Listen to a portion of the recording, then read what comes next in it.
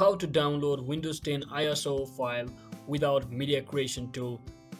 So hello guys, welcome back to my YouTube channel. If you also want to download the Windows 10 installation ISO file directly without having to download your media creation tool, so first thing what you want to do for that is, as you can see, when you land on this download Windows 10 official website of Microsoft, when you click on this download now button over here, as you can see, it automatically downloads the media creation tool instead of ISO.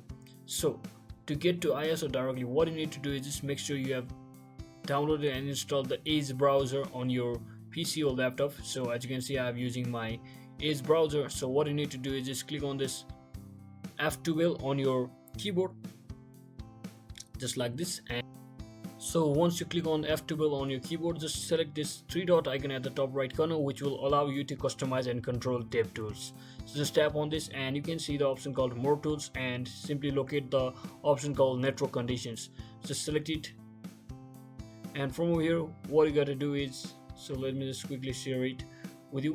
So when you land on this network conditions option, just uncheck this box to use default browser and simply select this custom, and from over here you just have to select this BlackBerry BB10 and simply select it and simply reload the page on the left section.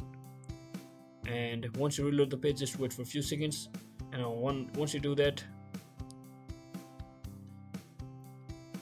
boom, there you go guys. You can now easily select the edition of your Windows 10. Just select Windows 10 multi-edition and simply click on confirm and wait for a few seconds, and just select the language which you want to choose, just like this, and simply confirm once again.